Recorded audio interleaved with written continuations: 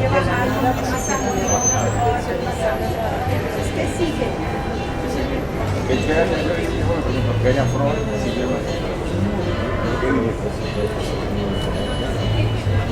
Reconocería muchos. Él quería que yo me fuera a vivir allá y salga como padre, bueno, gracias. ¿Qué más? ¿Tú crees que con los adolescentes, bueno, de un infarto diariamente? Aquí estamos. Vamos a comenzar con la presentación.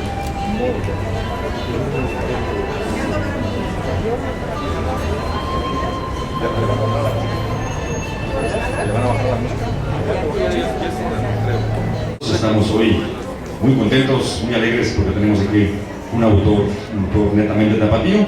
Quiero darles la bienvenida a todos ustedes en nombre de los organizadores de esta Feria Municipal del Libro y la Cultura de Guadalajara, que dicho sea de paso ya es su 45 versión, esperemos llegar cuando menos a las 50. Bienvenidos a todos ustedes en nombre de ellos. Y bueno, quiero presentarles a los miembros de este pequeño panel esta tarde. Voy a empezar por las damas, si me permites. Ella, bueno, su nombre es Isabel Sepúlveda Campos, y por lo que estábamos platicando es un personaje bastante interesante. Bueno, ella es socióloga por la UNAM, especialidad en Historia Social, psicoterapeuta gestal, especializada en desarrollo de la creatividad, entrenamiento y maestría en terapia sistémica transgeneracional, más comúnmente conocidos como constelaciones familiares, por el Instituto Bergelinger de Berlín y por el Instituto de Terapia Sistémica Transgeneracional. Voy a brincar un poquito.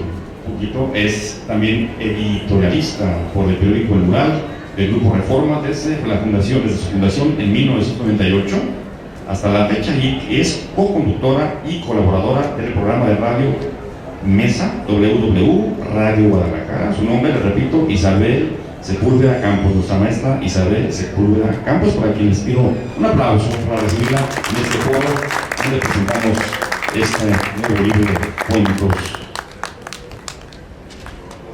Por supuesto tenemos a nuestro autor, su nombre es Francisco Valencia, pero él nació, les decía yo, orgullosamente aquí en Guadalajara. ¿Podemos decir la fecha? Sí, claro. Por supuesto, bueno, es el 17 de junio de 1971. Nada, es un jovenzuelo, por ahí vamos los dos, ¿no? Y claro, por supuesto, desde su infancia es aficionado a la lectura, si no fuera escritor en la actualidad, ¿no? En el 2007 publicó su primer libro, Secreto de Familia y otros cuentos.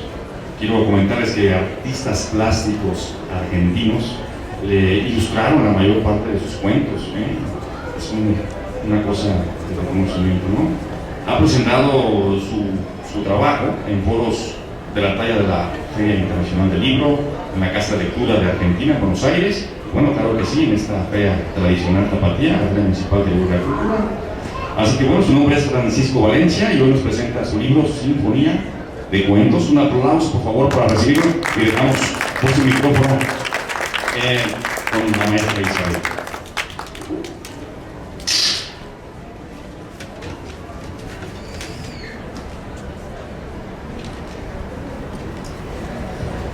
Muy buenas tardes. Buenas tardes. Gracias. El universo entero cabe en las pocas páginas de un cuento. Quiero saludar al autor Francisco Valencia. Sí, gracias Francisco por permitirme presentar tu libro el día de hoy. Saludo también a nuestro amable público que hoy se dispone a escuchar esta maravilla que contiene el nuevo libro del autor Francisco Valencia, Sinfonía de Cuentos. Mi frase de comienzo es parafraseando una de las frases que Guadalupe Loaesa, que es quien prologa este cuento, esta Sinfonía de Cuentos, emplea en su magnífica introducción. Lo repito, el universo entero cabe en las pocas páginas de un cuento. El cuento es el género literario por excelencia para iniciar y mantenernos en la lectura. ¿A quién no le fascina escuchar relatos fantásticos de terror, románticos, mitológicos, históricos, de ciencia ficción o de cualquier evento conocido por el ser humano a lo largo de su vida, algo que nos retrate, que nos refleje en las páginas de un cuento. Lo maravilloso del cuento es que, tal como la imaginación no tiene más límites que los que el autor quiera ponerle, y esto es lo que sucede en los cuentos que hoy nos presenta Francisco Valencia. De todos colores, sabores, pasiones y emociones, aromas, sensaciones, tiempos, épocas, situaciones, llevándonos así a una combinación de sueños con realidades en donde no se sabe cuál es cuál. Por algo, Guadalupe Loaesa, que como lo digo, prologa estos cuentos, menciona que estamos hechos por ellos, por los cuentos, o más bien, agrego yo, estamos reflejados a través de los cuentos, y en los cuentos nos relatamos a nosotros mismos, nuestras más alocadas invenciones y aventuras con todos los riesgos que nos gustaría vivir, experimentar. Ahí nos llevan los cuentos, ahí nos permiten los cuentos vivir y experimentar. Esto también sucede en tus cuentos, Francisco. No hay límites para la imaginación, ni a la utilización de los más diversos recursos literarios, porque en esta sinfonía de cuentos, Francisco, cual director de orquesta, conjuga los más variados elementos de la ficción, de personajes, de eventos y lugares, para crear atmósferas, melodías que nos meten de lleno a una narración. Dirige la batuta sin soltar el cuento hasta terminar en un gran finale que puede ser paradójico, que nos invita a la reflexión, o queda abierto para que cada quien lo continúe o finalice a su gusto. Aquí van los ejemplos, porque yo puedo seguir hablando durante horas alrededor de la maravilla que son los cuentos y de cómo nos dan y nos invitan a extender lo más que podamos nuestra curiosidad y nuestra imaginación. Pero qué mejor que ir revisando, claro, sin contárselos, los cuentos de Sinfonía de Cuentos que hoy nos presenta Francisco Valencia. Y le recuerdo, no, es su primer libro, la tuve el gusto de presentar, fue hace 5 años. Sí, a ver, permítame.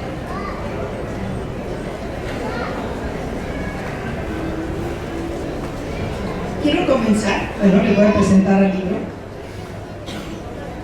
Dentro es como abrir una caja de sorpresas que nos va a llevar a lugares completamente inesperados, a conocer personajes de lo más sorprendentes. Bueno,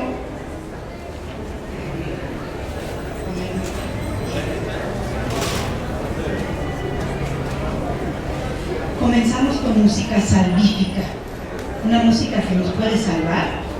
¿Pero quién puede salvar a quién? ¿Sí? Lo interesante con los cuentos de Francisco es que nos introducen en medio del evento. De repente comenzamos y ya estamos allá dentro del suceso, en una historia. Entonces, esto nos necesita obligadamente llevar al lector a utilizar la imaginación. A ver, ¿qué pasó antes? A ver, ¿quiénes son los que están ahora? Y así nos va llevando de la mano a llevarnos al relato, a la continuación, a lo que va sucediendo con los personajes que poco a poco van apareciendo o que descubrimos o que inferimos en esta narración. Esto sucede con música salvífica. Es así como entrar con un magnífico, pues se puede decir antipasto, un magnífico botana, que nos va a llevar a través, por varias páginas, de varias épocas de la humanidad y a resolvernos un poco de dónde venimos, quiénes somos, a dónde vamos. Pero claro, siempre dentro de una sola etapa de la vida de la humanidad. Después de tener esta magnífica entrada, nos lleva a una situación muy real para las mujeres, ahora justamente que se supone que mayo es el mes de las mujeres y que se acerca el Día de la Madre, el relato ama de casa, con todas las implicaciones que ser ama de casa, madre, esposa, mujer, tiene, profesionista. Aquí nos lleva a la dura actualidad, en donde las mujeres, a la vez que hemos abierto un horizonte enorme de nuestras posibilidades, también hemos tenido que elegir, hemos tenido que dar prioridades, hemos tenido que dar tener que decir no a muchas cosas que creemos nos darían muchísima satisfacción en aras de algo que sabemos que es lo mejor y que finalmente nos va a construir mucho más como mujeres. ¿Cómo lo plantea aquí Francisco? Pues esta disyuntiva a la que se tiene que llegar la presenta, nos la pone, y de ahí las consecuencias de nuestras propias decisiones como madres y como esposas dan lugar a otras situaciones. ¿Qué sigue? Ahí es donde nos deja Paco, para seguir reflexionando sobre nuestras propias disyuntivas y decisiones. Pasamos al siguiente cuento, Psicología Trascendente. Aquí nos lleva a otra situación de actualidad. Paco nos presenta a cualquier político o cacique o líder, de esos que leemos tanto de lo que pasa o cómo llegaron a donde están, pero resulta que están en el consultorio del terapeuta, viendo a ver qué es de su vida, qué va a ser de su vida.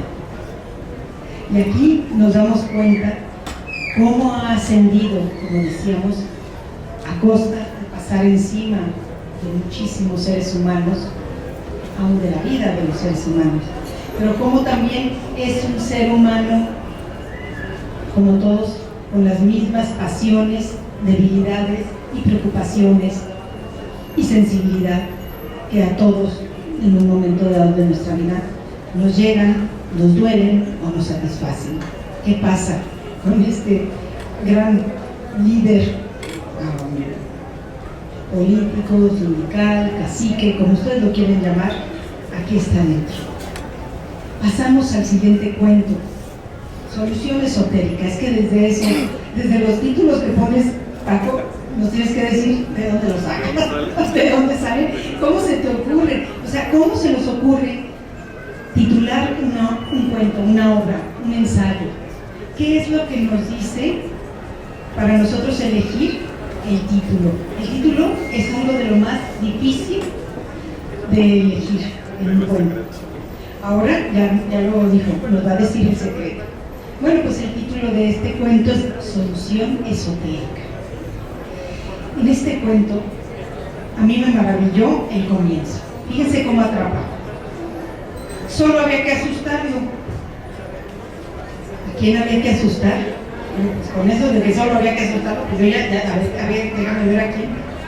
Pero eso no sería tarea fácil. Eso es una manera de atrapar, ¿no? De una manera maravillosa al lector desde el momento que inicia su relato, con la curiosidad. No hay cosa que mueva más a un ser humano que la curiosidad.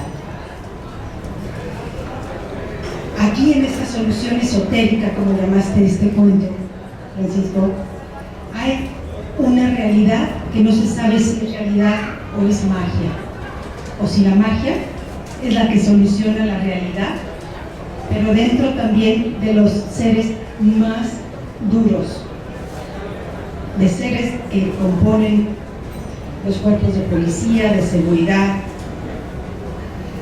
Cómo llevar a través de soluciones esotéricas a dominar a matones sin piedad. Cómo vemos a gente que asesina sumisos ante la superstición. ¿Qué es lo que hace? ¿Qué es lo que dice? Como les digo, no les voy a platicar nada de cómo se resuelven estos cuentos, porque pues qué mejor que cada quien vaya conociéndolos y sobre todo disfrutando de la lectura y de la narración. Siguientes, hasta los nerds. Bueno, hasta los nerds. Fíjense cómo el título atrapa, porque te dice te hace preguntarte, ¿hasta los nerds? Pues ¿qué hacen hasta los nerds? Vamos a ver qué hacen hasta los nerds. Aquí otra vez el comienzo maravilloso. Ay, me vas a tapar. Era demasiado bueno para ser cierto. Ah, caray, era demasiado bueno para ser cierto. Déjame ver, espera. Y se mete uno el cuento. Las frases con que se inicia una narración, un ensayo, cualquier escrito, son básicas también. Son las dos elementos que nos atrapan, el título y la primera frase. Era demasiado bueno para ser cierto. ¿Qué? Por fin mi hijo dejaba las drogas. ¡Wow! Vamos a ver. Aquí nos lleva a un sentimiento de padres, a un sentimiento de decir, lo que más me importa son mis hijos.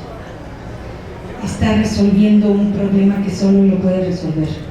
Pero ¿qué hay detrás de esto? Y como que hasta los nerds.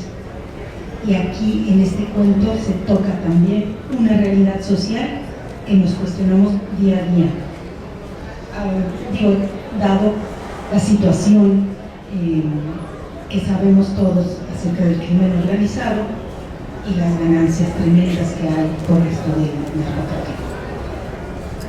Aquí Paco nos da en breves líneas su opinión de qué es lo que se debe de hacer para resolver uno de los problemas más lacerantes que tenemos con nuestra juventud.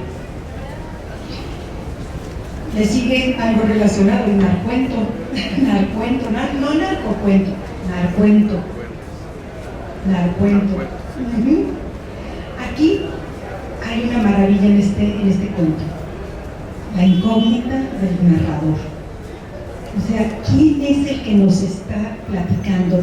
¿Cuál es su intención? Y aquí, Paco, yo no sé si eres profundamente respetuoso de la imaginación de todos los que leemos tu obra, o eres un sádico que no nos dices, vas a ver, porque yo estoy a paso y paso, y bueno, no les voy a contar en qué acaba, porque qué bárbaro. O sea, yo quería seguir, bueno, ¿y por qué lo está interrogando? ¿Y qué le quiere sacar? Pero se ve que es una persona muy buena. Bueno, es un periodista, ¿no? ¿Quién es? ¿Es un agente de la seguridad? No. ¿Es de la banda del crimen organizado? No. Bueno, pues no les voy a decir quién era, para que lo averigüen. Esa es la incógnita del narrador, así lo llamaría yo. Y bueno, como en toda serie de cuentos que se respeten, pues por supuesto que hay una narración que implica ir adivinando, ir infiriendo la trama, que nos lleva a un ambiente de sofisticación, de seducción, de coqueteo, todo ello en medio del peligro, todo ello en medio del silencio, de las miradas que se cruzan, de lo que no se puede en un momento, pero que se sabe que más tarde. Eso también nos lo permite, Paco, inferir a través de unas cuantas líneas. Como les digo, tiene la magia de meternos, de llevarnos. Háganse cuenta que abrimos una puerta y nos enteramos de una conversación o de un suceso que está pasando ahí adentro. ¿Qué hay? Nos ponen como espectadores, casi como viendo desde el cerrojo, a ver qué está pasando. Y así, desde esa perspectiva, inicia este cuento y también así termina. El mexicano versedero. Me imaginé el tono. Y bueno, también otro de los temas muy importantes aquí en México, en nuestra ciudad, en nuestra nación y por supuesto del mundo entero, porque todos estamos en lo mismo, todos en algún momento trabajamos en algún lugar, todos estamos preocupados y tratando de nivelar el ser o el tener, o el ser y el tener. Aquí en este cuento de la huelga loca,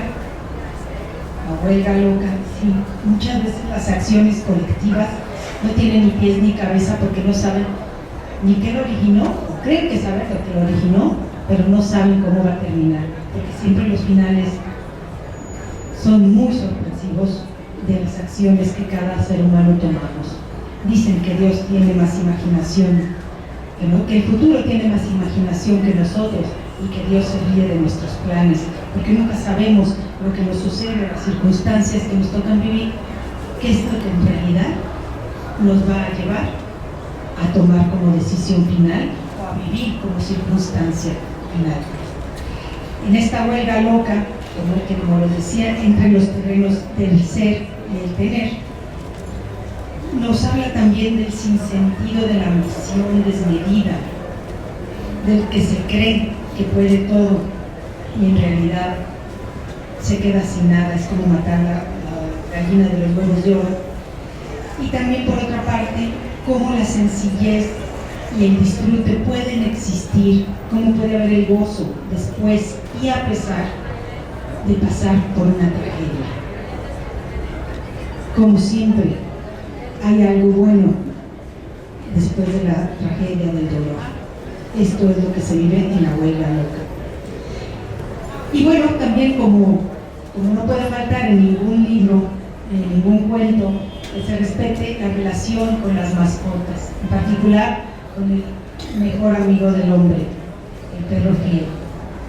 Y bueno, no es gratis, Paco, que le pongas al labrador, que también es uno de los perros más hermosos y más fieles, que aquí actúa como un lazarillo, el nombre que le pones, Dantes. Así se llamaba tu mascota. Bueno, Dantes, el apodo, me recuerda a Dante Alighieri, que va llevando por las oscuridades a Virgilio. Por el Conde de Montecristo. Bueno, también que él bajó a los infiernos y de ahí también volvió y salió adelante. Entonces, este pequeño cuento también de un perro labrador y pues su amo. Pero de ahí nos vuelve a llevar, en el pequeño filósofo, nos vuelve a llevar Paco a otros terrenos completamente diferentes.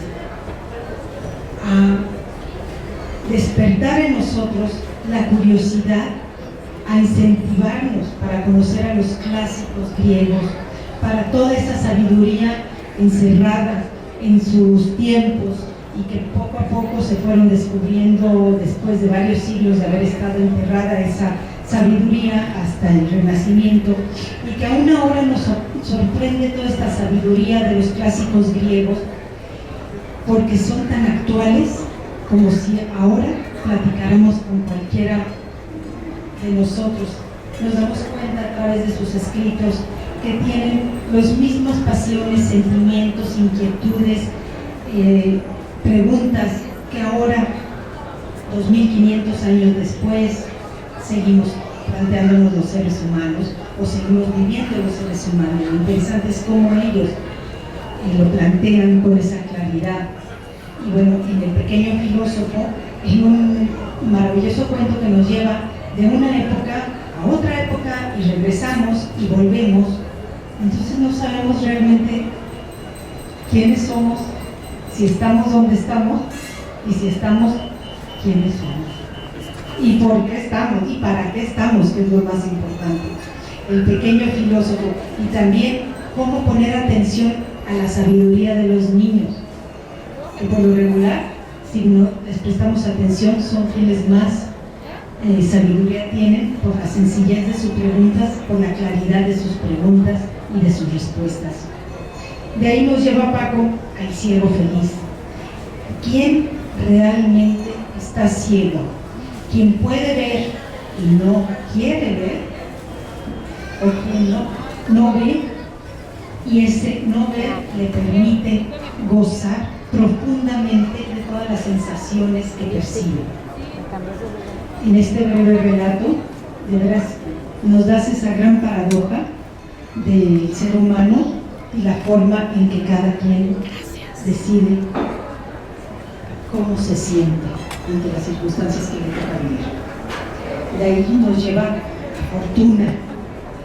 fortuna, la locura de poseer, de tener, la falta de límites que los seres humanos nos ponemos a la hora que conseguimos lo que tenemos, esa ambición desmedida, ese afán de seguir, de no saber decir hasta aquí, basta, hasta aquí tengo lo que necesito, no me conviene más allá. Pero también sucede que a veces nos quedamos y decimos, no, ya no quiero seguir.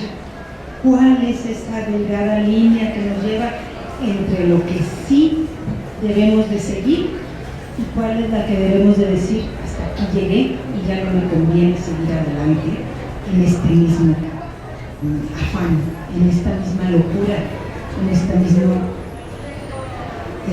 camino tan desbordado? Aquí nos refleja en este cuento de la fortuna la complejidad del ser humano y su debilidad, nuestra debilidad a la hora de la ambición. Cómo la ambición nos ciega a lo que ya tenemos y a lo que podemos disfrutar. De aquí pasamos a una serie deliciosa de microcuentos, así de chiquitos. Esto es algo muy complejo de hacer. ¿Cómo llevar a un lector en tan solo un párrafo de apenas 4 o 5 líneas a hacer toda una historia? A llevarnos a imaginar qué sucede antes, durante, después. Pero lo más increíble de estos relatos es que son el preámbulo a todo un agasajo de los sentidos. Fíjense cómo Francisco, y esto es algo que descubrí en este libro de cuentos, Francisco, cómo tienes verdaderas joyas de lo que es para la programación neurolingüística o para todo aquello que estudia la forma en que los seres humanos percibimos las sensaciones, cómo las percibimos, también cuáles son nuestros sentidos y cómo ellos nos llevan a los mayores recuerdos, porque lo que no pasa por nuestros sentidos es muy difícil que lo recordemos, tiene que pasar por ellos. Fíjense, les voy a leer uno que dice: abuela, es blanco su pelo, muy blanco, ojos con cataratas, llena su cara de arrugas, huele a viejo. Me siento como en una tienda de antigüedades, toco sus mejillas llenas de arrugas, me sorprendo. Son arrugas suaves, tiernas, me invade la ternura. Pero qué olor a viejo. Fíjense todos los sentidos que desarrollamos en o que nos fueron estimulados. La vista con el blanco del pelo, los ojos con cataratas inmediatamente nos refiere a nubes, a no poder ver bien, arrugas. Vemos y sentimos las arrugas, huele a viejo, lo olemos. En una tienda de antigüedades es una cantidad de referencias sensoriales y de referencias al paisaje impresionante. Me invade la ternura, el amor. ¿Qué olor volvemos a sentir? Esto es una manera de sentir que nos lleva a meternos directamente a la atmósfera que nos quiere transmitir Francisco. Y como les decía, este es el preámbulo para un cuento maravilloso que yo lo quiero poner de ejemplo cuando alguien se quiera hacer referencia a cómo es la escritura sensorial. Este es un ejemplo excelente. Se llama Papilas gustativas en atrofia. Así se llama. Paco, no sé si tú lo quieras leer. ¿Quieres que lo lea? Por favor. Bueno, fíjense que aquí, a las personas que están aquí presentes, a mí me gustaría invitarlos a hacer un ejercicio sensorial hermoso, con tan solo cerrar sus ojos mientras yo leo, porque así van a adentrarse en lo que es este pequeño relato y lo van a disfrutar, créanme. Dice: era rugosa. La naranja que tenía en mis manos parecía haber sufrido en su juventud un ataque de acné. Al comenzar a pelarla, mis dedos se mojaron. Creí estar tronando un globo lleno de agua. El flujo de líquido cesó.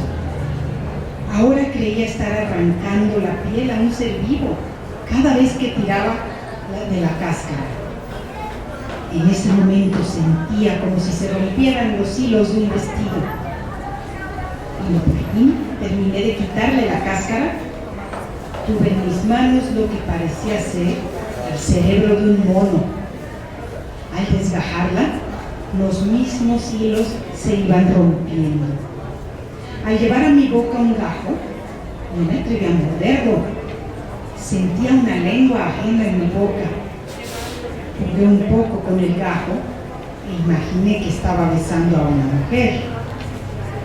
Minutos más tarde, saqué el gajo de mi boca. ¿Cómo me iba a comer una lengua? Eso es escritura sensorial. Tocamos la naranja, la sentimos. Esa frase parecía haber sufrido en su juventud un ataque de acné. Es maravilloso. Y también al comenzar a pelarle mis manos se mojaron. ¿Cómo se siente uno? ¿Cómo se lleva del zumo de la naranja? ¿Sí? Esa sensación. Y después creí estar tronando un globo lleno de agua. Inmediatamente nos viene esa sensación.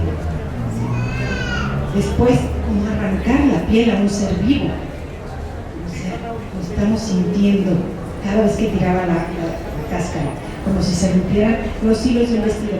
Alguien va a poder pelar una naranja o una mandarina, igual después de haber escuchado este cuento.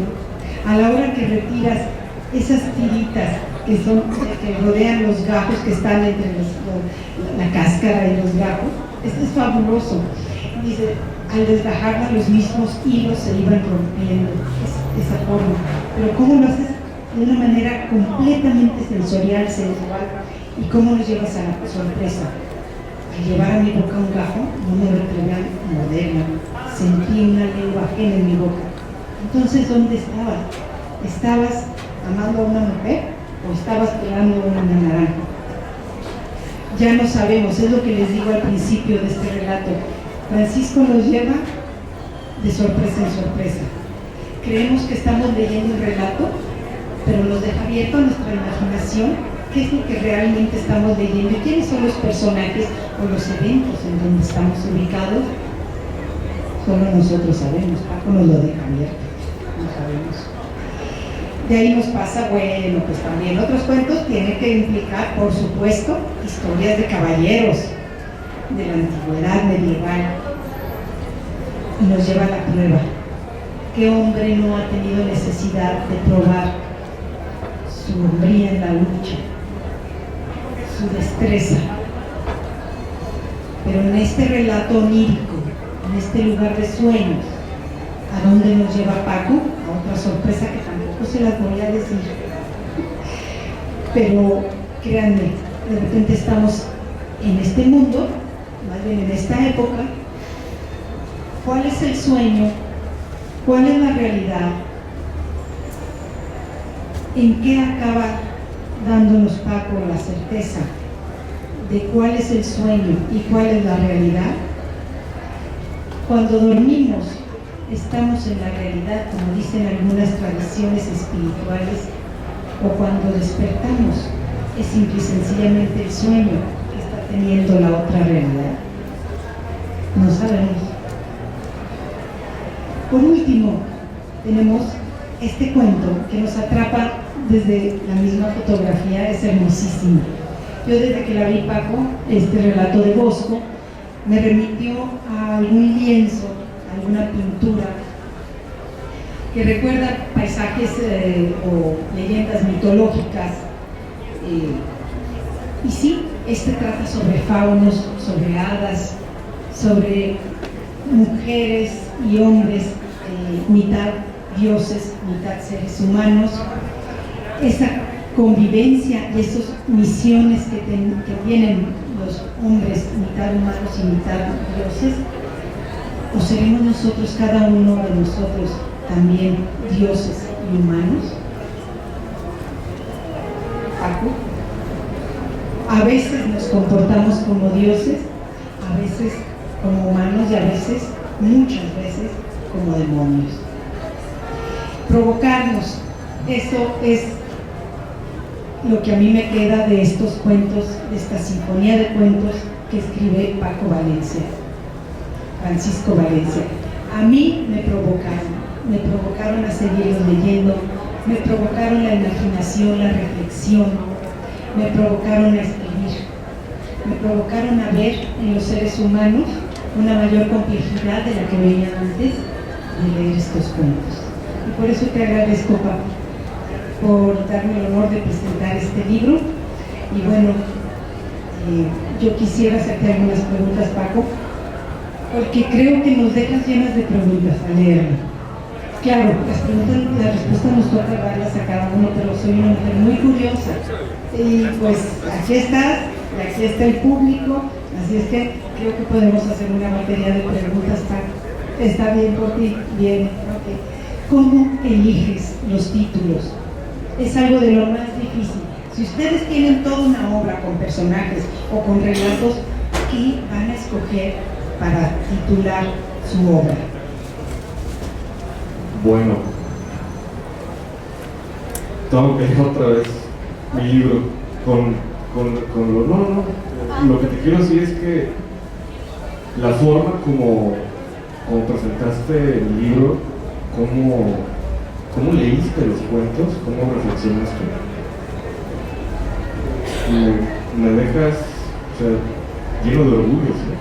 Porque realmente lo que escuché, y porque lo escucho de ti, realmente es un muy buen libro. Pero de ti, o sea, lo digo por ti, sí. Te agradezco muchísimo, ¿sí? De verdad. Gracias, ¿sí? Gracias a todos ustedes por estar aquí, por acompañarme. Voy a contestar tu pregunta y al final me gustaría hacer algunos agradecimientos. Pues, por lo general, el título sale en el transcurso del cuento o al final. ¿Sí? Quizás sea como pues una síntesis no solamente de lo que escribí, sino de lo que sentía al estar escribiéndolo y salen los títulos, ¿no? Pero es por lo general después de escribir el cuento o en el transcurso, ¿no? Sí, porque los títulos tienen una propiedad, deben de dar una inferencia de lo que es la obra, pero nunca deben de decir lo que es exactamente. No solo deben de invitar y mover a la curiosidad, y a la vez una síntesis de lo que el lector va a encontrar.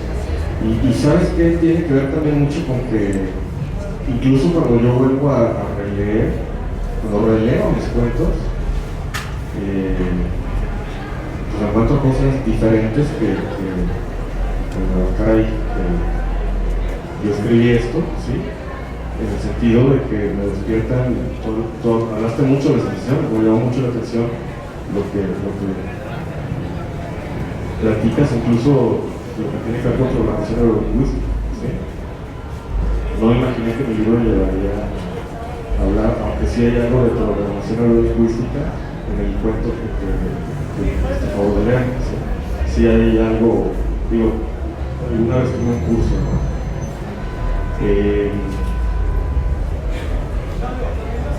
También el título, digo, un cuento tiene muchos títulos en el transcurso que lo escribes o antes de que se publica, de que se edita, ¿sí? En mi caso.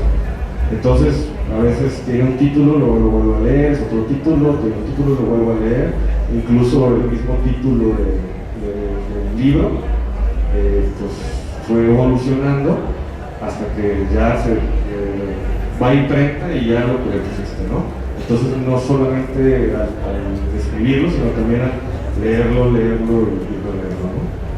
Así es como a veces salen los títulos, ¿no? Para mí. Sí, aparte a mí me gustó mucho también el título, porque Sinfonía de Cuentos nos refiere a cómo conjugar, o cómo puede conjugar un autor todos los elementos de la obra. y cómo los vas moviendo, haciendo interactuar, dándole un sentido, un fundamento, un argumento, un hilo conductor. Eso es lo que hace un director de orquesta cuando dirige. ¿Qué hace con todos los elementos que hay en la orquesta? ¿Cómo hacer que suenen, que se escuchen, que se sientan, que van fluyendo? Que tienen que ver un trombón con el violín, con la viola, con el clarinete. ¿Cómo hacer, en qué momento también hacerlo surgir y con qué intensidad? Claro, está el autor de la obra musical, pero quien lo interpreta, depende de quién lo interpreta, es cómo va a salir.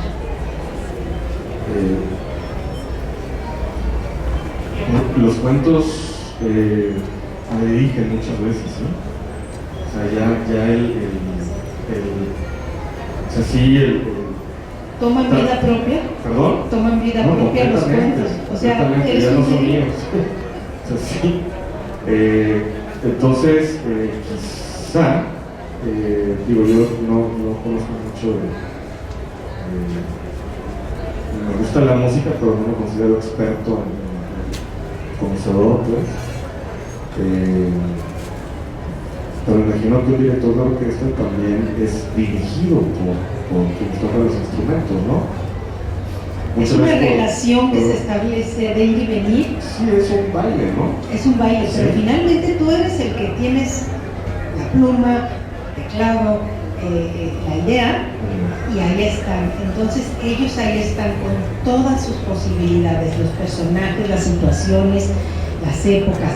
Cómo los tomas y les das énfasis a uno, énfasis al otro, lo guardas, dices ahora tú, ahora acá, ahora vienen, entran todos estos aquí juntos, así y así, pero como tú lo dices, es un momento en que tú sientes cómo va fluyendo y tú solamente eres un canal para que siga fluyendo y toman vida propia. Los cuentos y los personajes toman vida propia y entonces ya te van diciendo, yo quiero hacer esto. Y tú dices, sí. Y quizá, digo, al final, escribo por divertirme, así como leo por divertirme, escribo por divertirme. Al final, claro que me doy cuenta que hay alguien que lo pueda leer, que lo lea, que reflexionará. O sea, hay algunos cuentos, como tú comentabas, de Vuelta Loca, las reflexiones que hago con el ama de casa. Ama de casa, sí. Y otra cosa que se me olvidó decir es, como todo en la vida real, pues hay unos finales muy lindos y otros muy duros, pero así es la vida. Pero eso no quiere decir que ahí se acaba, y eso es lo que me gusta, tú dejas finales abiertos. Es como si cerráramos la puerta de que abrimos, nos encontramos con una escena, somos testigos de un suceso en la vida de unas personas o de una persona, y vemos y cerramos la puerta y nos quedamos con nuestra propia reflexión. Eso es algo muy valioso. Te agradezco mucho. Sí.